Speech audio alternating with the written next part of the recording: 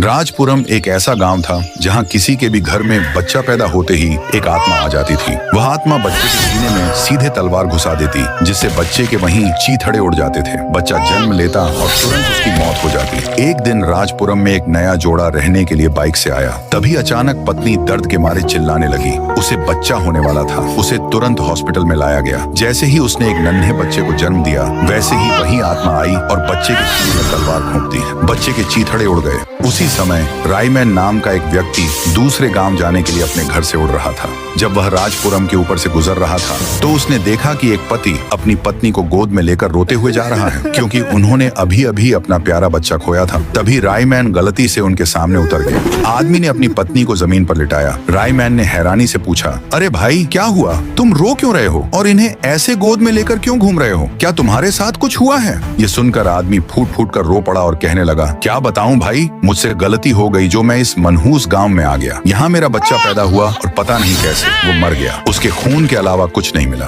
इसके बाद वह अपनी पत्नी को धीरे से उठाकर वहाँ से चला गया। यह देखकर रायमैन के रोंगटे खड़े हो गए। उसने सोचा, ऐसे कैसे हो सकता है? कोई बच्चा जन्म लेते ही कैसे मर सकता है? फिर रायमैन वहाँ से उड़कर थोड़ा आगे गया तो उसकी मुलाकात गाँव के एक बुजुर्ग से हुई। रायमैन ने चाचा से पूछा, चाचा इस गाँव में बच्चे पैदा होने के बाद क्यों मर जाते हैं? मुझे बताइए। चाचा जी बोले, अरे बेटा मैं तो बीड़ी पीने जा रहा था, पर तुम इतना कह रहे हो तो बता देता हूँ। बेटा इस गांव में पहले थूंग थूंग नाम का एक राजा राज करता था। वह उस समय का जाना माना अरबपति था। उसकी एक पत्नी थी इंदुमती। एक दिन इंदुमती ने उसे खुशखबरी सुनाई, पतिदेव मैं माँ बनने वाली हूँ। आपकी सल्तनत संभालने के लिए राजकुमार या राजकुमारी आएगी। थूंग थूंग खुश तो हुआ, पर उसे एक बात मंजूर नहीं थी और वो थी राजकुमारी का पैदा होना। फिर वो दिन आया जब इंदुमती को बच्चा हुआ। थूंग थूंग महल में जाकर देखता है तो पता चलता है कि इंदुमती को बेटी हुई है, यानी एक राजकुमारी। ये देखते ही थूंग थूंग का गुस्सा 7वें आसमान पर पहुंच गया। उसने इंदुमती और बच्ची को सबके सामने ही अपनी जायदाद से बेदखल कर दिया और मार मार कर भगा दिया। इंदुमती अपना और अपनी बच्ची का पेट पालने के लिए लोगों के दरवाजों पर भीख मांगने लगी, पर किसी ने उसकी मदद नहीं की, उल्टा उसे भगा दिया। धूप में बच्ची तड़पती रही और बोली, मम्मी मुझे बहुत भूख लगी है। और फिर इंदुमती की बच्ची तड़प तड़प कर मर गई। इस